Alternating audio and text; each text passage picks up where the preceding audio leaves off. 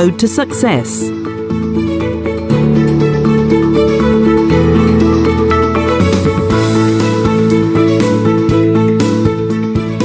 Let's face it, job hunting is a nerve-wracking experience. It is not uncommon to find oneself spending days, weeks, or even months going from one interview to the next with little or no success. Yet this is not the case for everyone. Most people know at least one person who seems to have a knack for it, an uncanny ability to breeze through interviews with ease. How do they do it? As it turns out, almost every great interviewee is following a plan, a recipe for success which dramatically increases their employability. Let's look at the 3 key stages of the process and find out how we can maximize our potential at each of them. Preparation. Most of what determines the outcome of an interview happens before the candidate even enters the room.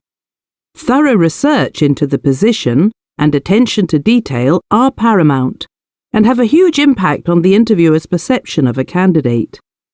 What experts suggest is reading up on the company, becoming familiar with its philosophy, and being aware of the specific traits they find desirable so that you make an impression. Dress for the job you want, not the job you have. Regardless of current employment status or the job in question, smart professional work attire is a must. It shows that the applicant is taking the situation seriously and has respect for the opportunity being given to them. What is more, potential employers will get an insight into the candidate's ambitions and possibly earmark them for promotion in the future, should the interview be successful. However, be careful not to overdress. A quick check on the company will give you inside information regarding dress code. Finally, practice is essential in order to avoid being caught off guard by unexpected questions. What candidates can do is brainstorm a list of questions an interviewer could ask and prepare a short but comprehensive response to each. The interview. In the professional realm, timing is very important. Interviewees should allow enough time to get into the right mindset before the interview begins. So, it is advisable that they arrive 5 or 6 minutes beforehand, but no sooner. Studies have shown that candidates who arrive too early signal that their time is not valuable, which subconsciously makes them less desirable in the eyes of the interviewer. A good candidate should always be in demand. A first impression can only be made once, so the importance of body language cannot be overstated.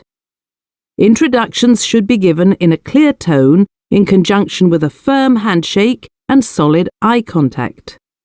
Crossing of the arms should be avoided.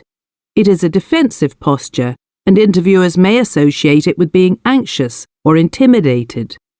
A competent candidate knows how to deal with stressful situations and maintains control of their impulses at all times.